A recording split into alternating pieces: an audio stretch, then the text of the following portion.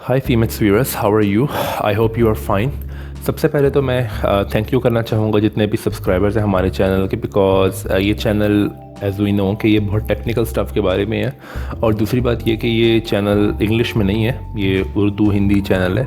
इसका मतलब ये है कि ज़्यादातर व्यूअर्स जो इस चैनल के होंगे वो सब कॉन्टिनेंट रीजन से होंगे, और सब कॉन्टिनेंट रीजन में इतने टेक्निकल स्टफ़ के बारे में इंटरेस्टेड लोगों को पाया जाना, इट्स हम जानते हैं कि ये इतना, क्या कहना चाहिए मुझे, ये इतना यानी कि ऑफन नहीं है, यूजुअल नहीं है, ये बहुत सेल्डम रेयर चीज़ है। तो इतने टेक्निकल स्टफ़ के चैनल के ऊपर 100 सब्सक्राइबर्स होना भी, ये जो कि हमारे 100 सब्सक्राइबर्स हो चुकी हैं, तो ये एक आई थिंक एक बिग अचीवमेंट है। और मैंने किसी को जाके पर्सनली कभी कहा नहीं कि please subscribe to my channel. तो जितने लोग भी आए हैं वो खुद से आए हैं। बहुत सारे लोग जो हैं मेरे चैनल पे they are Indians, so I thank you for your support.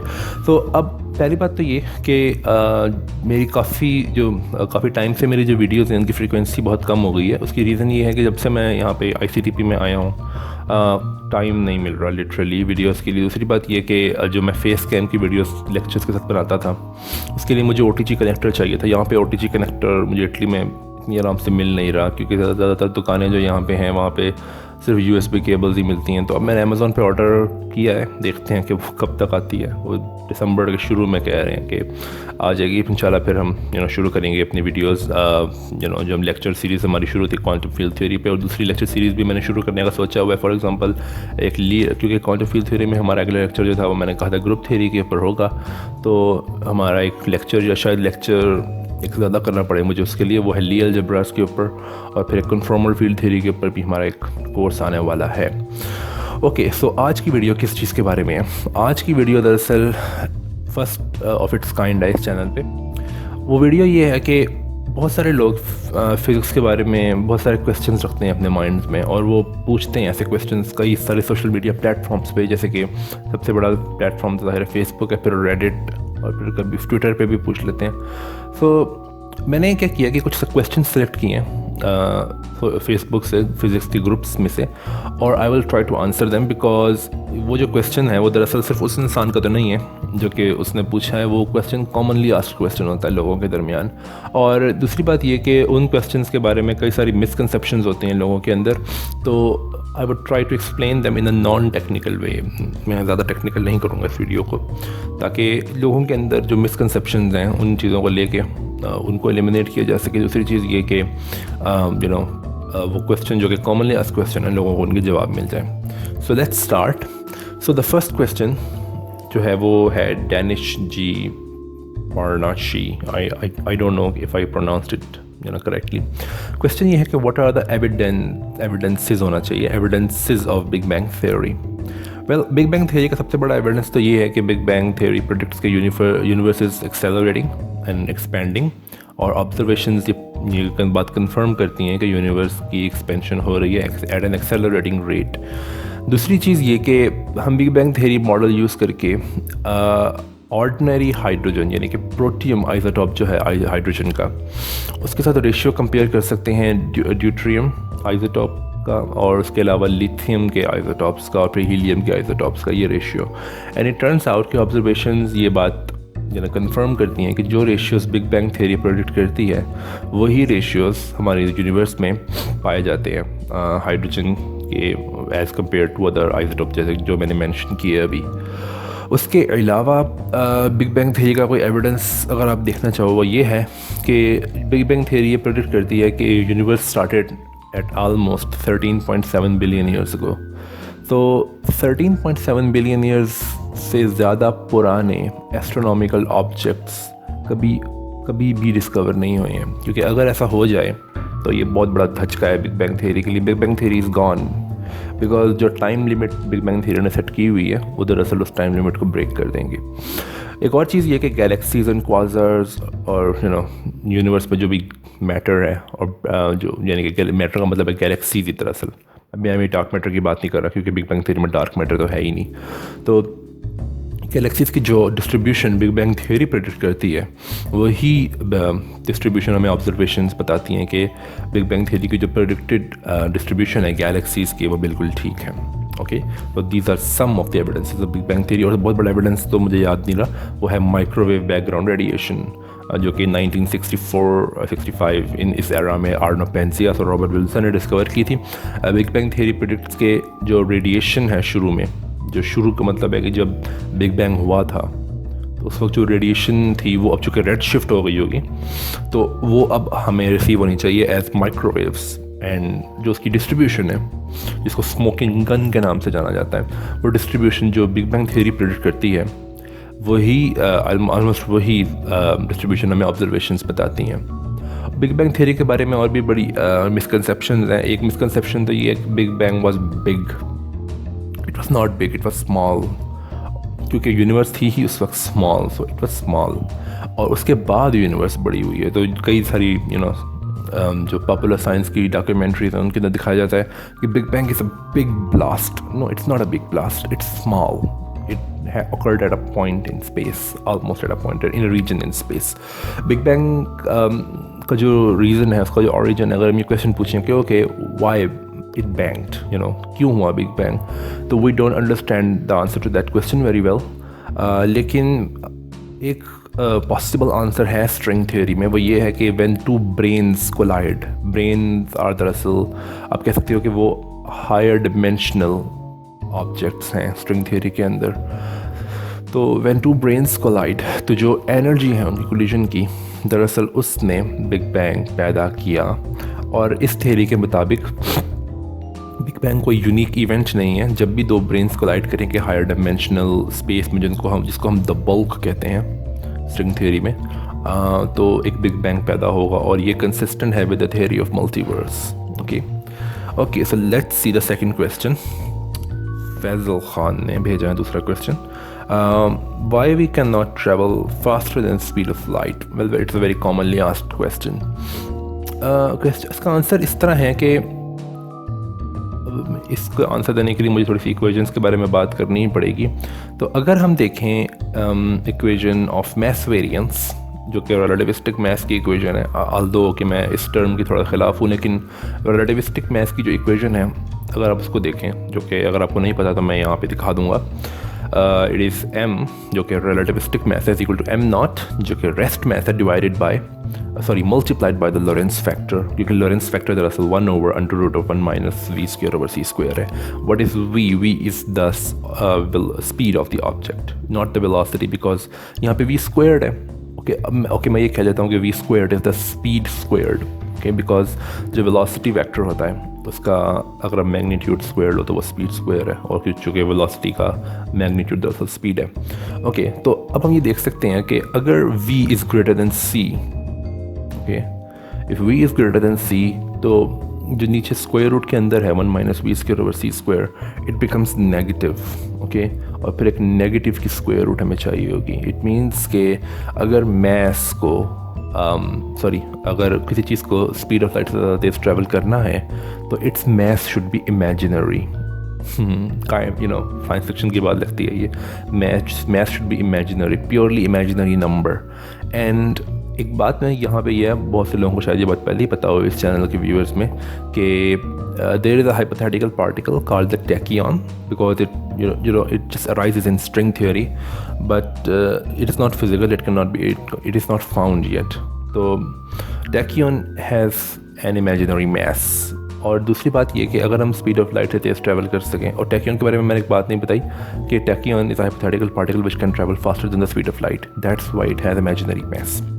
सो एक और बात मैंने बतानी थी स्पीड ऑफ लाइट के बारे में। अगर स्पीड ऑफ लाइट से ज़्यादा तेज़ ट्रैवल करने लग जाएँ हम, या कोई पार्टिकल कर सकता हो, हम तो नहीं कर सकते, हमारा मैस इमेजिनरी नहीं है, हम बैरियोनिक मैटर से मिलकर बने हैं, तो we can have a scenario जहाँ पे इफ़ेक्ट्स बाद में होंगे, इफ़ेक्ट्स पहले होंगे, कॉजेज़ बाद में होंगे। यानी कि इफ़ेक्ट्स जो हैं वो टाइम में पहले चले जाएंगे और कॉजेज़ टाइम में बाद में होंगे। यानी कि जो किसी चीज़ का कॉज फ्यूचर में है और उसका इफ़ेक्ट पास्ट में है।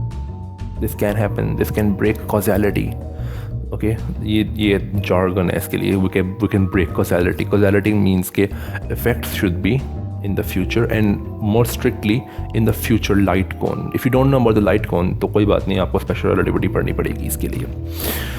एक और रीज़न इसकी ये भी है जो कि कई बार दी जाती है कि why can't we travel faster than the speed of light. वो ये है कि you need an infinite energy to do so, because if you write the equation which tells you the acceleration for a given force, तो it turns out कि एक given force के लिए acceleration कम होती रहेगी if the speed increases.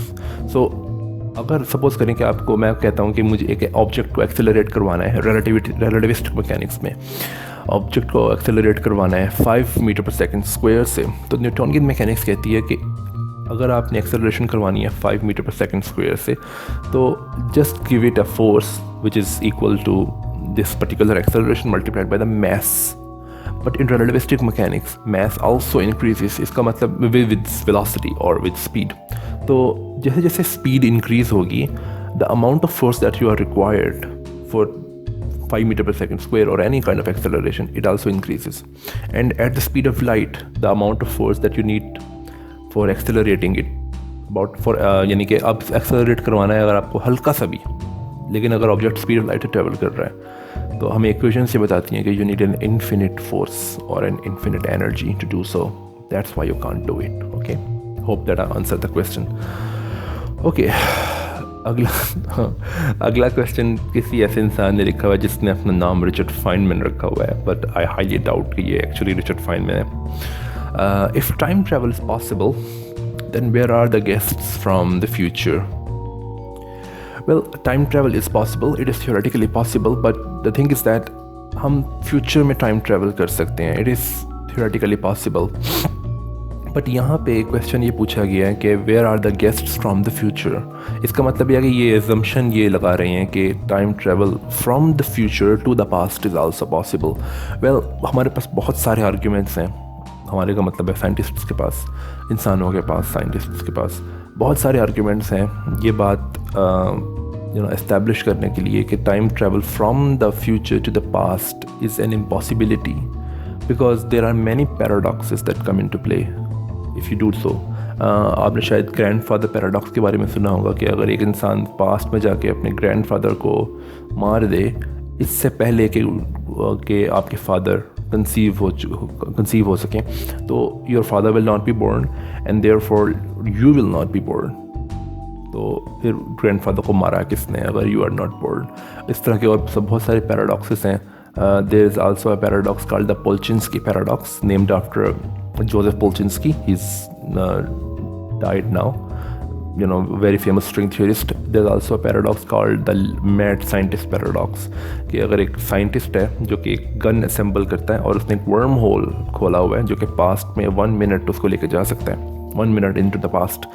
तो suppose करिए कि वो गन असेंबल करके गोली मार देता है अपने आप को ही पास्ट में जो कि अभी गन असेंबल कर रहा है. तो क्वेश्चन ये है कि वो तो मर गया, तो उसने गन असेंबल नहीं की अभी, यानी कि वो अपने आप को उसने मार दिया पास्ट में. तो ये गोली किसने चलाई? अगर उसने गन असेंबल की ही नहीं तो फ्यूचर में इसने कैसे असेंबल कर ली? तो इस तरह के कई सारे पैराडॉक्सेस हैं पास्ट टाइम ट्रैवल के. बस future time travel is possible. You just need okay, इसके बहुत सारे तरीके हो सकते हैं. वैसे क्वेश्चन में ये पूछा नहीं है तो ये एक्स्ट्रा बात हो जाएगी तो बाद में. अगला क्वेश्चन इसके बारे में है. ये पूछा गया है lucky Joseph. If time travel is true, okay, it's possible, what machine can be used? Well, यही मेरी बात थी जो मैं करने लगा था. Time travel into the future, इसके लिए आप कई सारी चीज़ें यूज़ कर सकते हो. हमें दरअसल चाहिए एक हाईली फास्ट ऑब्जेक्ट जिसमें हम ट्रैवल कर सकें. अब सपोज़ करें कि हमारे पास एक ट्रेन है जो कि अर्थ के इर्द गिर्द मूव कर सकती है. अर्थ के इर्द गिर्द का मतलब अर्थ पे रहेगी, स्पेस में नहीं, अर्थ के ऊपर ही, यानी कि अर्थ के पूरे चक्कर लगा सकती है वो एक बहुत तेज़ स्पीड पे, और वो speed comparable to the speed of light होनी चाहिए. तो इट टर्न्स आउट कि आप सिग्निफिकेंटली ट्रैवल कर सकते हो into the future. If I am not wrong, तो मुझे अगर याद है तो अगर आप 99.99999% of the speed of light पर ट्रैवल करो, तो अगर आप 1 ईयर ट्रैवल करोगे तो आप 700 ईयर्स इनटू द फ्यूचर जा सकते हो. तो ये एक तरीका है. दूसरा तरीका है वर्म होल्स. आप स्पेस टाइम फैब्रिक के अंदर टनल्स बना लो, we don't know how to do that. Okay, we literally don't know how to do that. तीसरा तरीका जो है वो है अगर आप एक स्ट्रॉन्ग ग्रेविटेशनल फील्ड में बहुत टाइम गुजारो, यानी कि अगर आप एक ब्लैक होल के इर्द गिर्द, अंदर नहीं जाना ब्लैक होल के दायरे पर, बाहर नहीं आ सकते, ब्लैक होल के इर्द गिर्द अगर आप चक्कर लगाना शुरू कर दो, तो अगर ब्लैक होल की जो ग्रेविटेशनल फील्ड है वो स्ट्रॉन्ग इनफ है, तो अगर आप ब्लैक होल के इर्द गिर्द 1 ईयर चक्कर लगाओगे तो इट इज़ पॉसिबल कि अर्थ पे 700 ईयर्स गुजर गए हों. तो this a kind of a machine that you can use for time travel.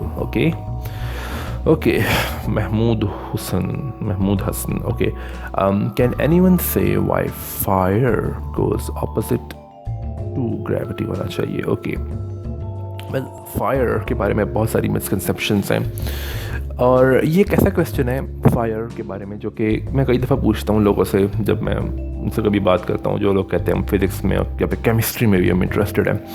तो क्वेश्चन ये है कि व्हाट इज़ फायर.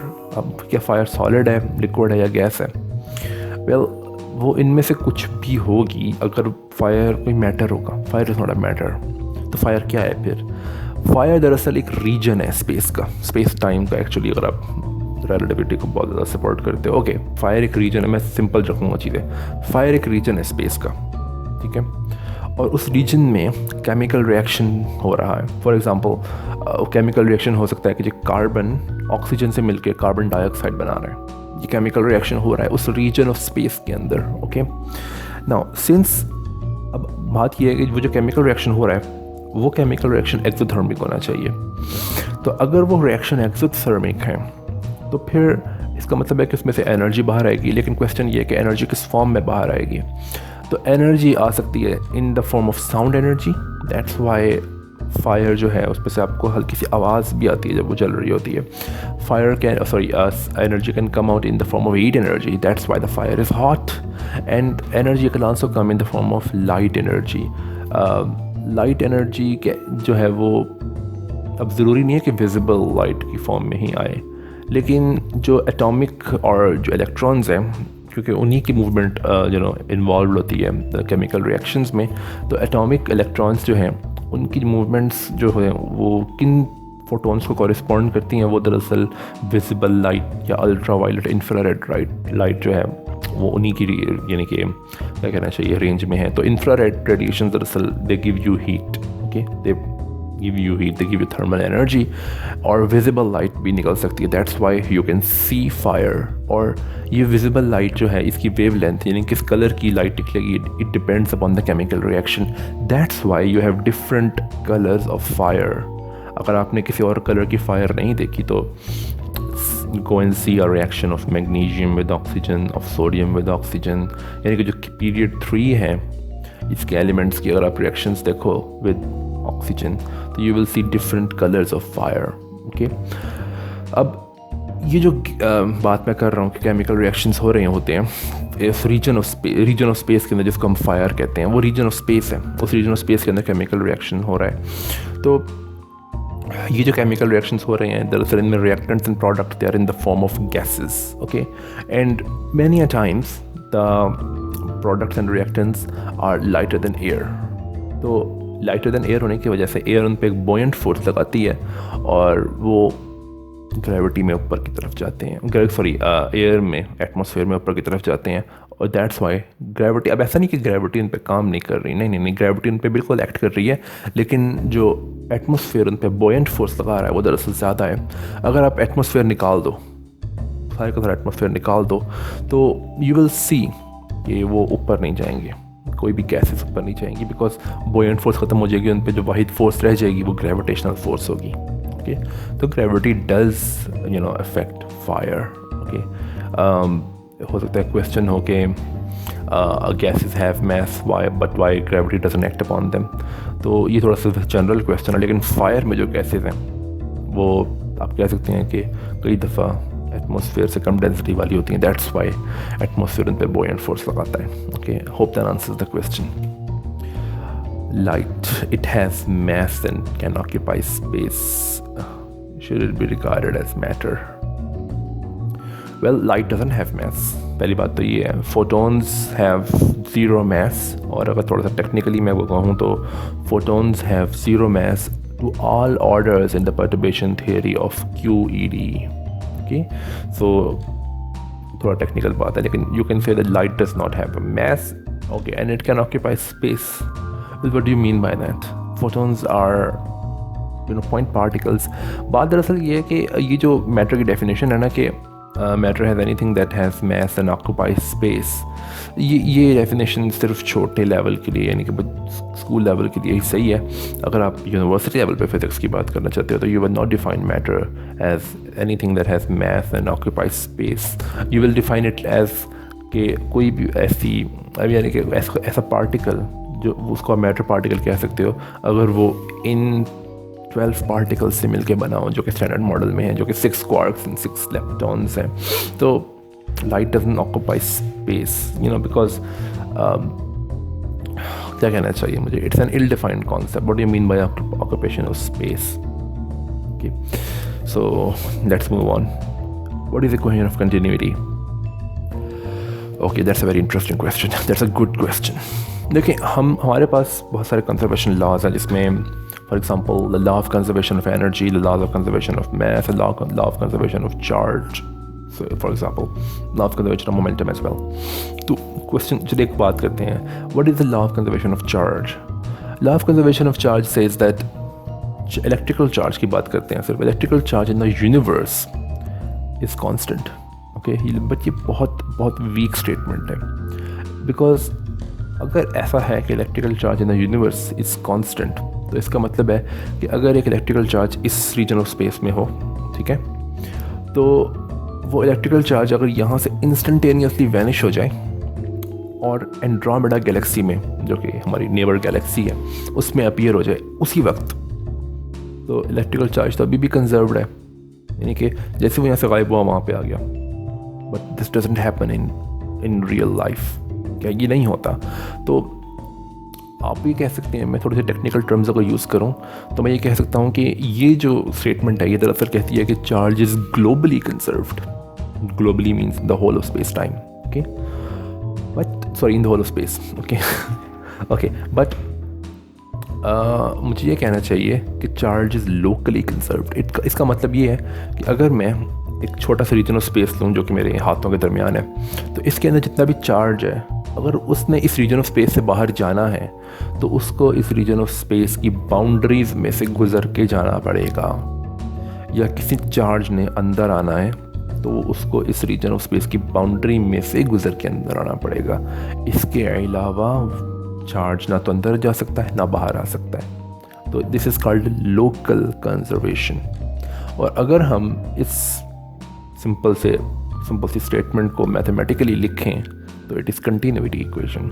ओके, अगर आप कंटिन्यूटी इक्वेशन की डेरिवेशन देखो तो it is nothing more than this statement. यही स्टेटमेंट एम्प्लॉय हो रही है जो मैंने अभी बोली, एक रीजन ऑफ स्पेस की बाउंड्री में से गुजर के जाना पड़ेगा अगर आपने अंदर या बाहर जाना है इस रीजन ऑफ स्पेस में से.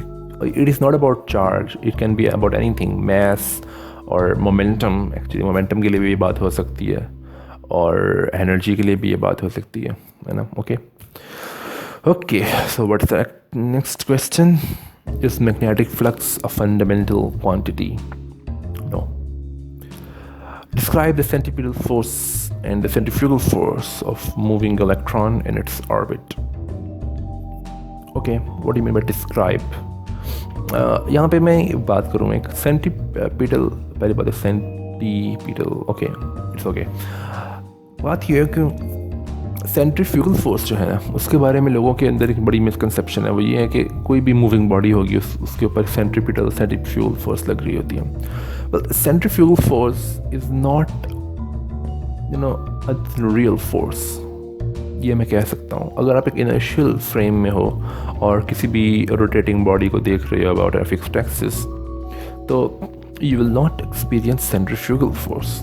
सेंट्रीफ्यूगल फोर्स क्या है? सेंट्रीफ्यूगल फोर्स एक नॉन न्यूटोनियन फैंटम या फिर सूडो फोर्स है. ओके, तो सपोज करें कि एक बॉडी मूव कर रही है. मूव करने का मतलब है रोटेट कर रही है. ओके, तो सपोज करें आप उस बॉडी के ऊपर ही बैठे हुए हैं. Okay, you can talk about electron as well. अगर एक इलेक्ट्रॉन मूव कर रहा है न्यूक्लियस के इर्द रोटेट कर रहा है एक सर्कुलर ऑर्बिट में सपोज, तो सपोज कर आप इलेक्ट्रॉन के ऊपर बैठे हुए हैं, ओके, तो आपके लिए electron is stationary, okay, but you will see कि न्यूक्लियस की जो इलेक्ट्रिक फोर्स है, इलेक्ट्रिकल अट्रैक्शन है, वो प्रोवाइड कर रही है सेंट्रीपिटल फोर्स। तो अगर आप कहोगे ओके, मुझे अगर आपको ये बात याद होनी चाहिए कि चूँकि आप इलेक्ट्रॉन के ऊपर बैठे हुए हो तो you are in a non inertial frame because electron is accelerating with respect to many inertial frames, okay. But अगर आप ये कहो कि नहीं, मुझे नॉन इनर्शियल फ्रेम में रहकर भी न्यूटन्स लॉज अप्लाई करने हैं, जो कि नहीं होते, नॉन इनर्शियल फ्रेम्स पे न्यूटन लॉज अप्लाई नहीं होते, तो आपको इन्वेंट करनी पड़ेंगी नई फोर्सेस, सूडो फोर्सेस, जिनको हम फैंटम फोर्सेस, सूडो फोर्सेस या नॉन न्यूटोनियन फोर्सेस कहते हैं। अब आपके लिए चूँकि इलेक्ट्रॉन इज स्टेशनरी, बट आप देख रहे हो कि ओके न्यूक्लियस उसको अट्रैक्ट कर रहा है उस तरफ, तो आपको कि ओके एक एडिशनल फोर्स होनी चाहिए इस तरफ, यानी कि ये दरअसल अगर सर्कुलर ऑर्बिट है तो आपको होगी कि अगर इलेक्ट्रॉन के ऊपर फोर्स लग रही है इस तरफ जो कि न्यूक्लियस लगा रहा है, तो उसके ऊपर एक फोर्स इस तरफ भी लगनी चाहिए ताकि न्यूटन्स लॉज के मुताबिक इलेक्ट्रॉन स्टेशनरी और अनएक्सेलरेटेड रह सके। तो this additional force is called centrifugal force, but centrifugal force is only in a non inertial frame, it cannot be in an inertial frame. If you are in inertial frame तो आपको centrifugal force की बिल्कुल भी ज़रूरत नहीं है, okay. ये एक बड़ी मिसकंसेप्शन होती है लोगों के अंदर कि सेंट्रीफ्यूगल फोर्स हमेशा ही होगी। नो, हमेशा नहीं होगी, बिल्कुल भी नहीं होगी। Why the shadow appear black? Okay, Djibouti Zimba, okay, it's a good name. तो shadow is the absence of light photons. तो जब भी लाइट फोटॉन्स, यानी कि लाइट फोटॉन्स, खैर लाइट कह देना चाहिए काफ़ी है, तो shadow is absence of light. तो अगर कहीं भी लाइट ना हो तो दैट अपीयर्स ब्लैक। बट मैंने ये क्वेश्चन इसलिए चूज़ किया था क्योंकि एक मज़े की बात मैं आपको बताना चाहूँगा शैडोज़ के बारे में। यू विल सी कि many a times shadows don't have very sharp edges, they have very diffused edges. तो इसकी रीज़न क्या है? इसकी रीज़न दरअसल डायफ्रैक्शन है कि the light diffracts from the edges of the object whose shadow is being formed, okay?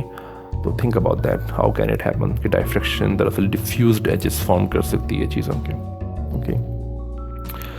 Is gravity the curvature of space or the force produced by a force carrying particle, the graviton, and can one argue that the force of gravity is everywhere? Well, it depends upon the theory that you're using, obviously. If you are using Einstein's relativity, general relativity, तो आप gravity को, बल्कि gravitational force ना दरअसल इस level पे, university level पे कहा नहीं जाता, ग्रेविटेशनल इंटरेक्शन एक बहुत बेहतर लफ्ज़ है। तो if you are using general relativity तो you will obviously see gravitation as the curvature of space time. लेकिन अगर आप ग्रेविटॉन की बात करना चाहते हो तो ग्रेविटॉन जनरल रिलेटिविटी के अंदर तो नहीं है ऑब्वियसली, लेकिन बात यह है कि हम ग्रेविटी को क्वांटाइज करना चाहते हैं। तो अगर हम ग्रेविटी को क्वांटाइज करना चाहते हैं तो we will have to put it in a framework जिसमें हमने बाकी फोर्सेस को रखा है। वो बाकी फोर्सेस दरअसल एक ऐसे फ्रेमवर्क में हैं जहाँ पे force is carried by particles, okay. तो ग्रेविटॉन के लिए भी इट टर्न्स आउट कि हमें स्पिन 2 पार्टिकल रिक्वायर्ड होगा, बिकॉज थोड़ी टेक्निकल बातें हैं, लेकिन स्पिन 2 पार्टिकल हमें इसलिए रिक्वायर्ड होगा because gravity has a tensor field and tensor field requires a spin 2 particle. It's a boson, but we have not seen graviton yet, okay? अगर graviton मिल जाए तो ये बहुत बड़ी कामयाबी होगी। और अगला क्वेश्चन, इनका अगला पार्ट ये था कि can anyone argue that the force of gravity is everywhere? Well, gravitational interaction अगर आप कहना चाहते हो तो अगर हम ग्रेविटेशन को, अगर आप ये कहना चाहते हो कि अगर एक सपोज के एक रीजन ऑफ स्पेस है जहाँ पे दूर दूर तक कोई मैस एंड एनर्जी नहीं है, तो यस वहाँ पे जनरल रिलेटिविटी के मुताबिक ग्रेविटेशनल इंटरेक्शन नहीं होगी। लेकिन अगर हम ग्रेविटी को क्वांटाइज कर दें और ग्रेविटी फील्ड बना दें, क्वांटम फील्ड, तो फील्ड इज़ एवरीवेयर। और दूसरी बात ये कि हम जानते हैं कि स्पेस में हर जगह डार्क एनर्जी मौजूद है, ओके। डार्क एनर्जी जो कि एनर्जी है तो इट कैन कॉज ग्रेविटेशन। तो in a sense you can say that yes gravitational interaction is everywhere, okay. How to boil water without heating? It looks like a stupid question, but it's a very good question. You can boil water without heating. वो इसलिए क्योंकि boiling का कोई ताल्लुक नहीं है heating से, कोई लिक्विड तब बॉयल होता है when it can become a vapour. Okay, अब सपोज करें हमारे पास एक कंटेनर है वाटर का, ओके, उसके ऊपर वाटर वेपर फॉर्म हो रहा है। अब सपोज करें हम वैक्यूम में बैठे हुए हैं, तो you will not have to you will not have to heat the water at all, वो पड़े पड़े ही बॉयल हो जाएगा। ये बात काउंटर इंट्यूटिव लगती है, बट ऐसा नहीं है। ये यानी कि अगर आपको लगता है ना कि हीटिंग करना ज़रूरी है, तो ऐसा नहीं है। You don't have to heat the water at all. Technically मैं ये कह सकता हूँ कि बॉइलिंग तब होती है when the vapour pressure of the liquid is equal to the atmospheric pressure. अब हम इट टर्न्स आउट कि हमारे एटमॉस्फेरिक प्रेशर में वाटर के लिए वो टेम्परेचर 100 डिग्री सेंटीग्रेड है, जब वेपर प्रेशर जो है वो एटमॉस्फेरिक प्रेशर के इक्वल होता है। लेकिन अगर हम एटमॉस्फेरिक प्रेशर कम करना शुरू कर दें तो वेपर प्रेशर को ज़्यादा वैल्यू अटेन नहीं करनी पड़ेगी बॉयल होने के लिए। एंड इसका मतलब ये है कि वो कम टेम्परेचर पे बॉयल हो सकता है। जो लोग माउंटेन्स पे गए हुए हैं, दे नो कि माउंटेन्स पे जो वाटर है वो 70-78 डिग्री सेंटीग्रेड पे बॉयल हो जाता है, और आप वाटर को हीट ना भी करें तब भी वो बॉयल हो सकता है if you create a perfect vacuum using a vacuum pump, something like that. Okay, there is actually a beautiful demonstration by BBC Earth Lab, उसका लिंक मैं डिस्क्रिप्शन में दे दूँगा। You should really see that. अगर आपको वाकई इस बात पर यकीन नहीं आ रहा कि वाटर को बॉयल करने के लिए हीट करना ज़रूरी नहीं है, तो you should see that video. You know, it's a mind changing thing if you are not convinced by what I am saying. और दूसरी बात यह कि जो जहाज़ जब होते हैं, जब जहाज़ पे हम सफ़र कर रहे होते हैं, हालांकि उनके कैबिन्स प्रेशराइज्ड होते हैं, बट उनका प्रेशर जो है वो एटमॉस्फेरिक प्रेशर जितना नहीं होता। दैट्स वाई जहाज़ पे जो अगर हम टी बनाने की कोशिश करें तो उसके जो वाटर हम बॉयल करेंगे वो कम टेम्परेचर पे बॉयल हो जाता है। एंड अगर आपने कभी जहाज़ की किसी भी एयरलाइन की टी या अगर कभी आपने पी हो, तो यू विल नोटिस के दैट्स नॉट वेरी गुड। तो उसकी रीज़न यही है कि वाटर पूरी तरह से बॉयल नहीं हुआ होता उस टेम्परेचर पे जिस पे इसको होना चाहिए, उस टेस्ट को लाने के लिए जो कि हम ज़मीन में जब होते हैं तब हम एक्सपीरियंस करते हैं। Okay, where do astrophysical neutrinos come from? Well, अगर मैं broad sense में आंसर दूँ इसका, तो we don't know the real or established sources of astrophysical neutrinos। तो खैर बहुत छोटी बात है, but cosmic rays, we don't know the reasons of cosmic rays, the source of cosmic rays, but कुछ speculations हैं। जैसे कि हम जानते हैं कि कुछ न्यूट्रिनोस गैलेक्सी के अंदर से ही आते हैं, सुपरनोवास के अंदर से आ सकते हैं। कुछ न्यूट्रिनोस गैलेक्सीज़ के बाहर से आते हैं, क्वाज़ार से आ सकते हैं, या इंटरगैलेक्टिक ऑब्जेक्ट से आ सकते हैं।